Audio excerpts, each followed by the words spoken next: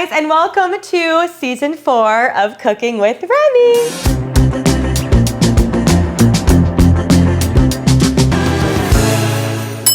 Let's get cooking. Hey guys, what's up? Welcome back to Cooking with Remi. Today is officially season 4, episode 1. I can't believe we've been doing this for so many years now. And today is my birthday! Yay! Happy birthday to me. I'm 29. No, I'm just kidding. I'm 29 today, and I figured what a wonderful way to start off the new season by sharing with you Remi's favorites. If you guys watch the vlogs, and if you don't, you should, then you would know that my favorite genre, my favorite niche of food is soup. I've been definitely in a soup era, and like what a perfect day to make this episode because it's cold and raining outside. And I thought I would share with you guys 3 delicious soup recipes to make if you live in a cold climate and it's rainy and it's cold outside this winter and you want to cozy up. Or, I mean, if you want to eat it when it's hot outside, I'm not going to judge you because I also do the same thing. Also, with this being a new season, I thought that we would kind of switch up the Cooking with Remi format, kind of bring like a little Rem life into it. We're going to see how this goes. Let us know if you like it or not. I'm excited for a new little twist. Hello guys, welcome to the Rem Life vlog cam. So on today's menu, I am making 3 dishes that I love so much, all of which again are, well, like soup or soup adjacent. We're gonna begin with soup adjacent, and this is for those of you who don't like soup, but if you make the others, you're gonna love soup. First up, we're making Rosé udon, which if you like udon noodles and you like tteokbokki and you like creamy and spicy, this is the one for you. With this one, you can make it as soupy or not soupy that you wanna make it. So I'm starting for like those that are, you know, entering the foray of liking soup. The second is my take on my favorite soup from Olive Garden called zuppa toscana. I mean, I think it's like a normal soup everywhere. Everyone's really excited that we're making that today. It's a crowd favorite here. So good. It's really good. Got it in the car. It was like, I'm thinking about it again. Well, Brooke, I'm making zuppa toscana today. She couldn't hear me. She's screaming something. Yeah, she's screaming on the inside. It's so good and honestly really easy to make. All these are really easy to make and come together very quickly. If you're a mom on the go or just someone who likes to meal prep, these are perfect for you. And last but not least, we're making one of my favorite Chinese Korean fusion recipes called jjampong, which if you like seafood and spicy things, this is so for you. It's perfect when it's cold out and you're gonna love it. I forgot what I was gonna say. Without further ado, happy birthday to me and let's get cooking. So we're beginning with the udon. If you guys have not tried an udon noodle before, they are my favorite, might even be my favorite type of noodle, but like my favorite Japanese noodle. It usually comes, I mean, honestly, you can get it in a soup, you can get it like stir fried, you can get them in so many different variations. They're chewy, they're thick. I'm sure we've all had them before. And you can buy these packs at the Asian grocery store or really any grocery store that come in little frozen bricks. I'm gonna be honest, Cal brought this pack and normally I buy the ones that come pre-portioned with like the wrap around each one so you can keep them fresher longer, but that's okay. We've got our bricks here and I'm gonna do 2 bricks of noodles today. And I'm just gonna begin by thawing them in some cold water, letting them soak, and then we will get to cooking them. All right, our noodles have been soaking in the cold water for about 10 minutes now and they've all loosened up. So we're going to strain these. In the meantime, while these sat, I chopped up my pork belly, chopped up my onions, chopped up my green onions. And now it's just about getting this all put together. So let's strain the noodles. We refilled the pot with water. Now we're going to put this on the stove and get this boiling to cook our noodles. It smells like gas. I feel like Sometimes it does that. We have half a pound of pork belly that I've chopped up here. Pork belly is basically just, it is bacon. And I'm going to cook this to get nice and crispy and we're gonna render out all the fat or basically like pull all the fat out of it. And we're gonna cook everything else in the pork fat and it's gonna be good. So get close, get this sizzle sound, ready? Ooh. Ooh, ooh, ooh, ooh. And we're just gonna cook this till it's nice and crispy and all the fat will come out like when you make bacon. Medium low, you don't wanna burn it. Pork belly's out. I have 1 chopped onion here, nice and thin. We're gonna throw that in. Be careful, she's gonna splatter. Watch your cute shirt. We're gonna cook this down until they get nice and soft. I'm also now gonna add in the white part of my green onion. I'm lazy and I bought the pre-chopped garlic at the Korean grocery store and get that all nice and mixed up. And we're gonna turn the heat up a little bit to medium. Now, while the onions are cooking back there, it smells so good. I'm gonna start working on the sauce that we are going to make for the udon to make it the rosé udon flavor. So rosé meaning like red and pink coming together. We're gonna mix a spicy sauce with some heavy whipping cream, kind of cools it down. It actually is very similar to the these noodles. They went super viral on TikTok. They're the Samyang Bulda carbonara noodles. It's super similar to that. You could always just like make this if you want, but this is just an elevated version of that. To make my sauce, I have here a bunch of ingredients. If you want to make it easy, you can actually just buy the Samyang sauce pre-made, and it's really good. It's just really spicy. You can pretty much just mix these with some heavy whipping cream and get something very similar, but I'm going to make it homemade for you guys if you don't want to get this. It does require quite a few more ingredients though. We are going to use gochujang and gochugaru as our bases. These are Korean hot pepper flakes, and then this is like a Korean pepper paste. Kind of sweet, kind of salty. This one's just like hot essentially. I'm gonna mix together a tablespoon of gochugaru right into our little bowl, and we're gonna add half a tablespoon of toasted sesame oil on top of that, along with 1 tablespoon of gochujang. We're gonna stir that until it becomes a thick paste like so. I'm gonna add a little sugar. Koreans love to add sugar to their savory dishes just because it obviously sweetens it up. I'm just doing like a teaspoon of sugar and a splash of soy sauce. We're not adding extra salt or pepper here just because there's already so much salt in everything that we're doing, but a little dash of soy sauce, mix that up, and then it's one nice little glob of paste, and we're gonna add this to our onions. So follow me back here, come. We're gonna take our paste and put it right into our onion mixture, which is becoming so delicious and like caramelized. Please look at that. Also, when you're not talking, this only takes like 10 minutes to make. All right, so we're gonna mix this up until the paste kind of melts down and coats all of our onions. Look at this. We're just gonna put our noodles into the hot water, let them cook up for just a couple minutes so they can get nice and hot. All right, if you can see, all the onions are softened down. We've got like chili oil basically in the bottom of this pot. It smells amazing. I'm gonna go in with some heavy whipping cream, just a little by little now, to start making our rosé sauce. It's gonna start coming together very nicely. The sauce is becoming nice and thick. I'm gonna turn the heat down to like the lowest possible setting, or remove it from the heat while we wait for the noodles to cook. And then we're just gonna add our noodles in. Before we drain though, we wanna save a couple ladlefuls of this pasta or udon water to make our sauce later. Trust me, liquid gold, people. Always pour away from you so you hopefully don't burn yourself. Noodles go into our sauce and give it a good mix. If you want it less spicy, you can add more heavy whipping cream in at this point if you'd like. Also, to help hold the sauce together a little more, but it looks great, I'm just gonna add a little bit of our udon water. Ooh, and it's gonna make it nice and creamy and luscious with that starchy water, and that really pulls everything together. It is soup. If you want it to be more soupy, add more water. I'm telling you, soup adjacent. I'm gonna add the crispy pork back in. You can also just add this on top if you wanna keep it extra crispy. Give it a good mix all together. And now it's time to plate her all up.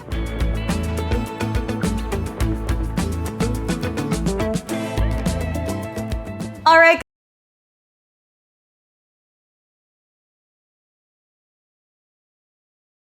Sesame seeds and some green onions for garnish. I am so excited to try this. Let's get in here. You gotta get a bite of everything. Oh my God, the creamy sauce, the onions, the noodles, my mouth is watering. Here we go.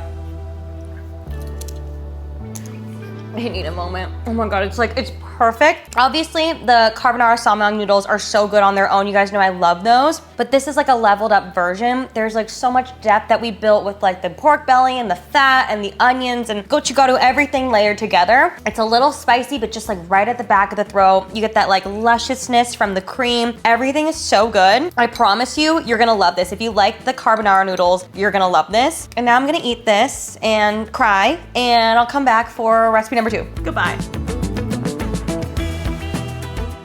Hey guys, welcome to Cooking with Remy. It seems that there's a 30% chance that it's already raining. Dance in the rain like no one's watching. I have a microphone on. Yeah. Moving on to recipe number 2. If you watch the vlogs, I make this pretty often, and this is a fan favorite in this household and amongst everybody behind the camera because it is so good, you guys, and it's so easy to make. As I said, this is kind of my take on my favorite soup from Olive Garden called zuppa toscana. I'm pretty sure it's like a recipe outside of Olive Garden, but that's how I know it. It comes together all in one pot, and also obviously the best part of Olive Garden are those delicious garlicky breadsticks, which I cannot source or make them myself, but I'm gonna make like a little different take on them. It's really easy, like little croutons. Everything in this soup is like kind of bite-sized in a way, and it's so cute because I'm just like so little and petite. Pretty much the majority of this recipe is just like chopping and prepping things into little bite-sized pieces. And now that I've done all that, it comes together so quickly. My forehead is frozen from the Botox. I'm like, can you see? All right, guys, let's get started on this soup. So I have my biggest pot possible here. This is a This is a 9-quart Dutch oven. I've got it going over medium heat, and I'm just gonna throw in some oil. And oh, let me just add, if you wanna add bacon to this, you can. I don't even know if Olive Garden does bacon. I've seen some people do bacon. I personally don't do the bacon, but you absolutely can. I just coated the bottom in a nice thin layer of olive oil. You can see right here, there. You can see right here, gorgeous. And then, as I said, you can chop up the bacon in tiny pieces and throw that in there if you want. I don't do that, but you can. This is the meat that you need. This is Jimmy Dean sausage. Any sort of sausage works. I'm a Jimmy Dean girl though. I love me a Jimmy Dean breakfast. And I've done this with like every variation. I've done it with like the normal, I've done it with the hot, I've done it with the sage. This thing here is like a meat grinder situation. It just kind of looks like a little fan and you like stab, stab, stab, and it breaks up all the meat for you. Get her nice and cut open. Yum. It already comes with so much flavor. If you use the normal or the sage and you want to make it spicier, you can add some red pepper flakes in, which is what I'm going to do later, or you can just use the hot sausage, or you don't have to make it spicy at all and just use this and don't add any spice, but it should sizzle like that. And we will break her up. I'm going to make sure I get every little last bit out because this is the good stuff that's going to flavor the soup so well. All right, here's the meat in our pot and we're just going to break it up. Make sure to be careful of the splatters, people. Don't burn yourself. We're just going to break it up into tiny little crumbles. Ooh, it's already getting nice and brown. Stab, stab, stab, stab. After the meat is all nice and broken up, I'm turning the heat up to almost high to get it nice and crispy. Also, it smells like Thanksgiving in here with that sage. All right, now that the sausage is getting nice and dark brown and crispy, we're gonna add in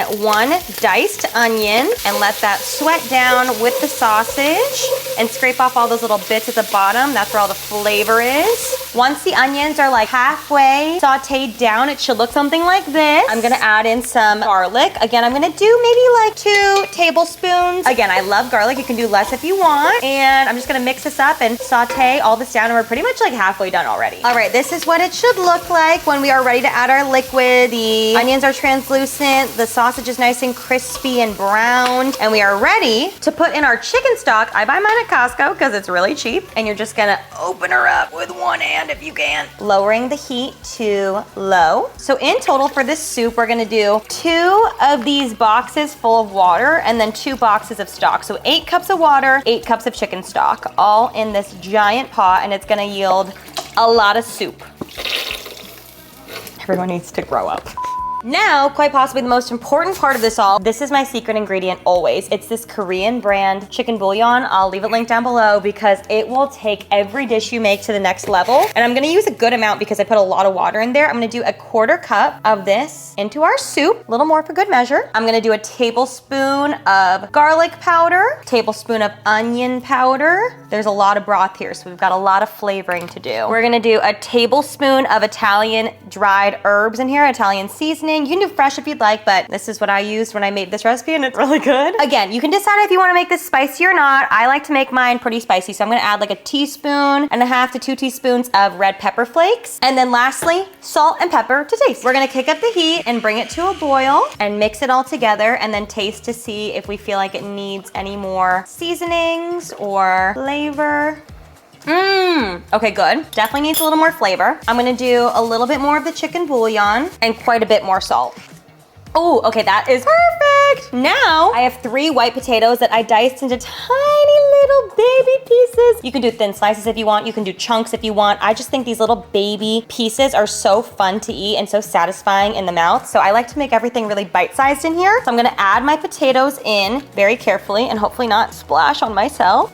Ooh. Now we're gonna bring it to a boil, reduce it to a simmer, and then let it just sit until all of the flavors come together and the potatoes get nice and soft. We'll add in the last couple ingredients and we're good to go. It's pitch black outside because of the rain. Please ignore, but now I personally think a crunchy element is such a wonderful touch to any soup. And today we're gonna make these garlic bread croutons that you can add on top of your soup, on top of your salads, literally anything. You can eat them on their own. They're so delicious and they're really easy to make. I'm just gonna take some sourdough bread and I'm basically gonna chop these to be kind of like the same size as potatoes. I want just like little baby cubes of bread and deliciousness. I'm gonna get the stove going back behind me in a really large saucepan. Put that on like medium-low heat, and then I'm just gonna slice up my bread into the little cubes, just like this with a bread knife. And I swear, you guys, I want a crouton in every bite. They kind of like have that French onion soup, ooh, which we should do that next time. French onion soup kind of vibe with the bread, where it gets soft, but also has like that crunchy exterior. I kind of just cut them up into like little matchsticks, and then from here, I go in and cut them into tiny little cubes. And you can use any bread that you have. I've done this with white bread, sourdough, rolls, anything that you just need to get rid of. And the more stale they are, they actually will get crunchier. So if you've got stale bread, it's a great way to use it up. Here's the size of our little cubes. So cute. All right, our soup is simmering. It looks so delicious. The potatoes are getting nice and soft. And then over here on our large saucepan, we're gonna do a good amount of oil because it's gonna make all the bread nice and crispy. Now that we're ready, I'm gonna put my garlic into the saucepan. I'm doing about, again, like 2 tablespoons of garlic, every last little bit that I can. We're just gonna throw the bread in so that the garlic doesn't burn. Bread goes straight into the oil, and we're just gonna constantly keep it moving so they can get nice and crispy. Just like so. Constantly keeping it going so that they're all coated, and just keep stirring until they get nice and golden brown. Also, if you ever need, you can add a little drizzle of oil on top. For seasonings, I'm gonna add our salt, pepper, onion powder, garlic powder, and a couple teaspoons of Italian seasoning. Now back to our soup. It is smelling so amazing. It's reducing down, and we're gonna add in a 1/3 cup of heavy whipping cream. You also don't have to do this step, but it makes it obviously just like a little bit more creamy and delicious. I've also done almond milk before instead of heavy whipping cream if you want to do that too, but I love the mouthfeel that the cream is. I have 1 bunch of kale here that I stripped, washed, and tore into honestly bigger-ish pieces because when it cooks down, it's gonna get really nice and small. So we're just gonna add that into the soup as the last ingredient. Add the whole bunch of kale in, and then just mix it around. You wanna do this last so that it doesn't fully disintegrate into the soup. And we'll let this cook for a few minutes, and then we're ready to serve.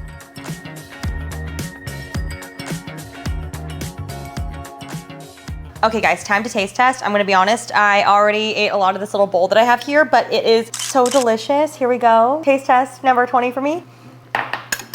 The bread almost makes it taste like stuffing. Like it almost gives a Thanksgiving feel. It's so warm, it's so cozy. This is perfect for a chilly night. It's like 30 times better than Olive Garden. I'm gonna finish this, and then let's get on to our last recipe, which is one of my favorite foods ever. Okay, on to our last recipe of the day. We are making jjampong, or one of my favorite dishes. It's basically like a Korean Chinese fusion dish, and it's spicy seafood soup. It's like one of my biggest cravings that I usually have. It's so comforting, it's so cozy. So many of my childhood memories revolve around jjampong, jjajangmyeon, which I actually made in episode 1 of Cooking with Remi. Go watch that. And tangseok, which is like sweet and sour fried pork. I'll get to that one eventually. It's so good. But today we're tackling jjampong, and it's actually pretty easy to do once you get everything cut and prepped, and that's what takes the longest. I'm gonna add a good amount of oil and let this get nice and hot. Once our oil's nice and hot, I'm gonna start with the carrots. We're gonna go from what takes the longest to cook to the least amount of time that it needs to cook. I'm gonna cook the carrots down for a couple minutes by themselves until they start to kind of turn a more golden brown color. Then I'm gonna add in the onions. Once the carrots and onions have cooked down for a couple more minutes, I'm actually gonna go in with some pork. I have here a 1/2 pound of lean pork that's cut into tiny little strips, and we're gonna add that in and cook them all together. After I let that cook for another like 2 to 3 minutes or so, we're gonna add in our zucchini, cook that down. Then I'm gonna throw in my minced garlic and saute that up with the veggies. Now while all the veggies are cooking up back there, it smells amazing. I'm gonna make my spice mixture that's going to season and make the soup just taste so delicious. So first up, we need our Korean red pepper flakes, what we used earlier as well, gochugaru, and I'm gonna do 2 tablespoons of this, but if you want it to be less spicy, do less. This stuff does have a nice kick to it. I'm just gonna add 2 tablespoons of this to a bowl, along with, again, my secret weapon, I'm gonna do 4 tablespoons of my chicken bouillon powder, the Korean one. This adds so much depth and umami to whatever you make, and it's so easy, you just throw it in. Then I'm gonna do 2 tablespoons of soy sauce, 1, 2, and then 2 tablespoons of our sesame oil. And then we're gonna add this to our veggies and pork and let it cook up and mix it around. Now I'm gonna take my Costco chicken stock again, but any chicken stock, and I'm going to do 8 cups of this, or 2 of these boxes. Mix it all around, get all those flavorful bits up from the bottom. Ooh, it looks so good. I have some Korean products here. You can get these at the Korean grocery store. We have here kombu, which is seaweed. A lot of times when you go to like Japanese hot pot, they'll do like the water with the seaweed on the inside. That is what this is. I'm just gonna throw in a piece of this. It looks like this. It adds really nice flavor, as well as a lot of Korean soups have an anchovy base. You can use like the whole little fish if you want, but I'm gonna be honest, the little eyeballs on the fish freak me out. So I get these little soup packets here, and they're awesome. They're kind of like a tea bag, but for soup. And basically all you do is you just take one of these guys, and in here are the fish with the eyes, if you can see, but you don't have to fish them out after. No pun intended. They just have all the little fish in here along with some other stuff. What even is in here? Anchovy, kelp, and shrimp. They are definitely pungent, but they add a lot of good flavor. And throw that in there. Throw our seaweed in there. And let this cook down. And we're gonna let this simmer for about 20 minutes until all the flavors come together. The soup has been simmering for like 15 minutes or so. We're now going to take out the little stock packet and the kombu, and then I'm also gonna add in 2 cups of water because quite a bit has diluted and evaporated behind me. So I'm gonna do that, and then also I wanted to share, for the noodles, I'm using these fresh jjajangmyeon noodles today, which you can just use like ramen noodles or any noodles you have laying around, but these make it extra delicious, and they're like fresh and chewy and really thick, if you can see. I'm gonna cook them on the side in a pot of boiling water right there, and then strain them and then add them to the soup after. You don't want to cook them in the soup because they're covered in starch and you want the soup to stay soupy. So we're going to cook those on the side. And then also it's obviously spicy seafood soup, as I said. So we have the pork going, but also we want to add our seafood in. So I have here a bag of head-on shrimp, and I love keeping the head on because it adds so much flavor, and the shrimp heads I think are my favorite part. And then I'm also doing some frozen mussels here. You can do clams, you can do squid, you can do octopus, you can do whatever you'd like. I am going to add these in though, but I'm waiting until the very end because I don't want to overcook them, because nothing is worse than like a rubbery shrimp. So let me take this stuff out of the soup, and then we'll keep it going. Pouring in the water, and then removing our little fishy packet. Whoa! And then now we'll take out our kelp. There we go. Our water is boiling. Here we have our noodles. Oh my God, look how beautiful. They look like that dragon beard candy that's going viral. So pretty. Drop them in for 3 to 4 minutes, and then it's ready. We got our little shrimpies, and they're just gonna go right in there along with our mussels. Just nestle them in there and let them cook up nice and low and slow. Once we put the shrimp in, we're gonna turn the heat to medium low and let that cook for 3 to 4 minutes, or right until the shrimp turn pink, and then you are ready to serve.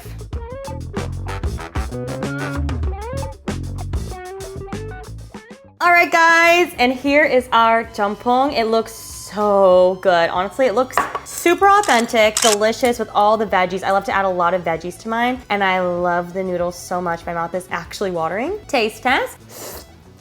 Oh my God, it's so flavorful. A little sip of the broth. 10 out of 10, it's so good. Obviously, as I told you, you have to suck the head. You gotta pull the head off. All the good stuff's in there, and then, oh, it's so good. I'm gonna go enjoy this off camera. Thank you guys so much for watching season 4, episode 1 of Cooking with Remi. I love you all so much. Follow me on the Cooking with Remi Instagram, link down below, and I will catch you guys later. Bye!